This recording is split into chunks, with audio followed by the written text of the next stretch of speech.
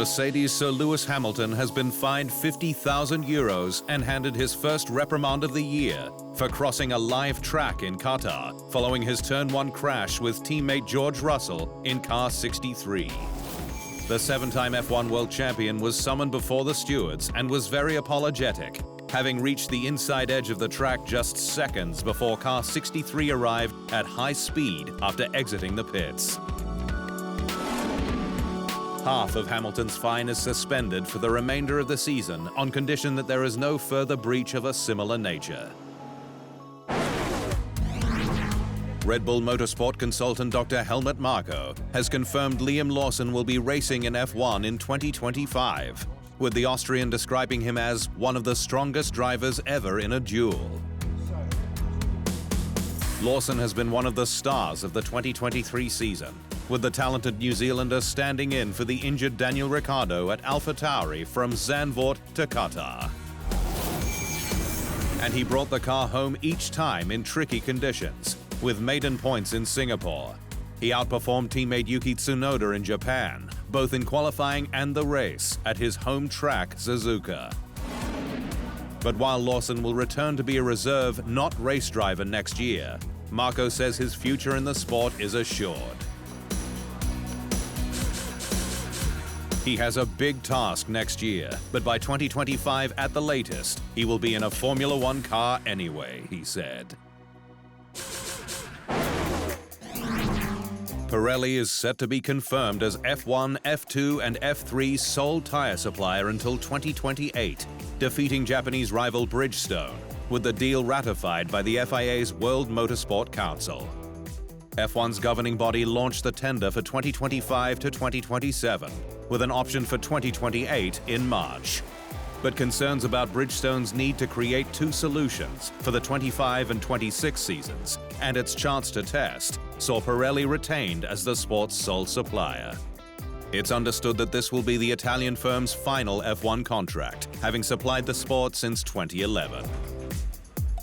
The news comes despite Pirelli's tyres suffering a microscopic separation in the sidewall over Losail's new pyramid curbs. Lando Norris has reconfirmed his commitment to McLaren in light of the growing rumors he could defect following 2025. Norris's future has been a hot topic in recent months, given pressure from precocious teammate Oscar Piastri and his own admission that he'd like to partner triple F1 world champion Max Verstappen. But while Norris is locked in at McLaren until 2025 with no exit clauses, his greatly improved car since Austria has boosted his belief that he can eventually win with the Papaya squad. "I think we're getting closer and closer to achieving that," he said. "And not just to win races, but win championships. I want to do it with McLaren. I'm very happy there." Mercedes driver George Russell says that he's swimming well against his teammate Sir Lewis Hamilton, almost 2 years into his role with the once dominant work squad. Russell, who is seen as the team's future, is the only Silver Arrows pilot to win a Grand Prix since the start of 2022, and told F1's official podcast Beyond the Grid, it's a privilege to be regularly measured against who he describes as the greatest driver of all time.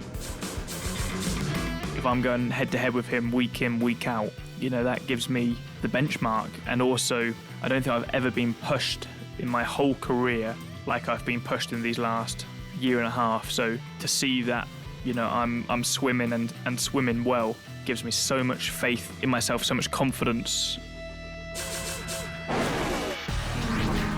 Ferrari's Charles Leclerc says the Scuderia is confident that it will make a significant step forward next year, with recent knowledge gained since the Dutch Grand Prix lifting the red team's morale.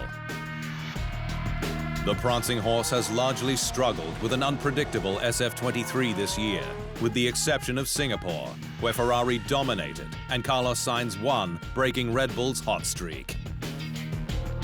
But while a new floor in Japan has brought gains, Leclerc says Ferrari needs a completely new car to get rid of its current issues, and that lessons since Zandvoort have set it up for 2024. I think with what we learned, we can do a significant step in the future, which hopefully will help us to close the gap to Red Bull as soon as possible, he said. F1's return to Las Vegas next month promises to be a thrilling spectacle. But teams are concerned about tire performance, with single-digit Celsius temperatures expected during sessions. Cold temperatures have previously been experienced during pre-season testing in Barcelona, but are normally a rarity during the season, with F1's calendar targeting warmer weather. But with the sport fitting into Las Vegas's schedule, teams are expecting difficult conditions for Pirelli's temperature-sensitive tires. There are lots of unknowns in terms of how they will respond and how they will perform through the long runs, said Mercedes performance engineer Oliver Albert.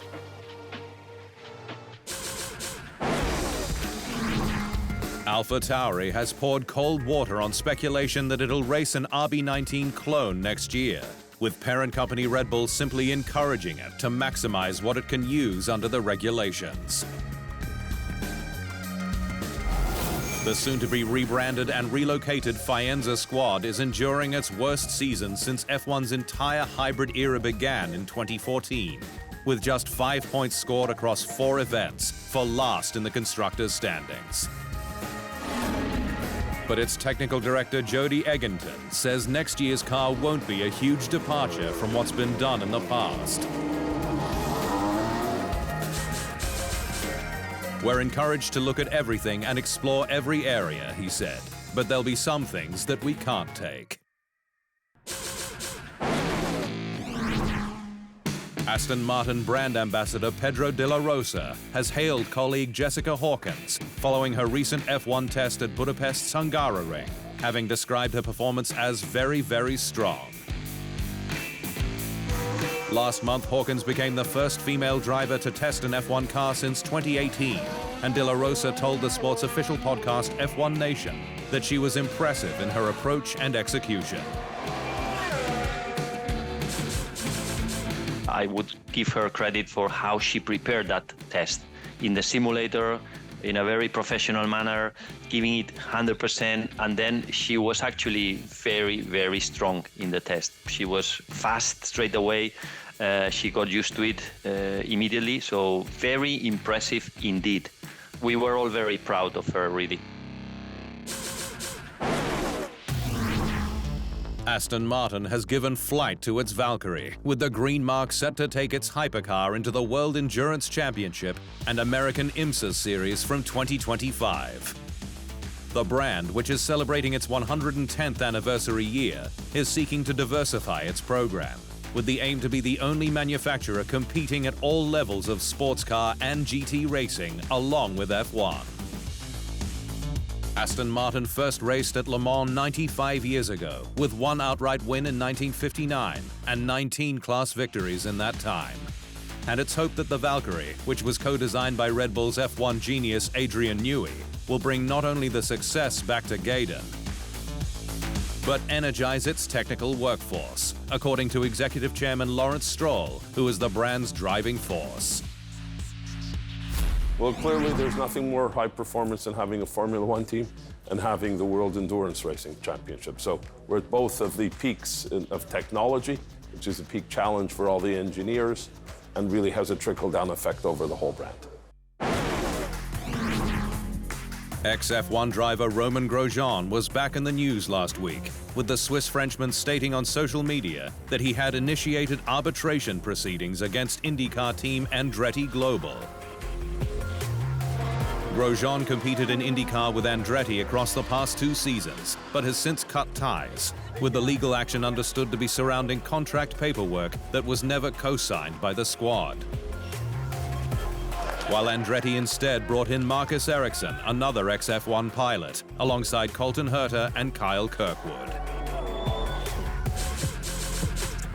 I had expected to continue racing with the fine people of Andretti Autosport in the coming years. I am disappointed that is not being fulfilled, he wrote in a statement.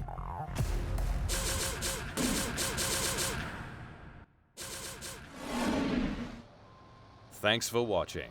To stay up to speed on all things Formula One, make sure you hit the subscribe button.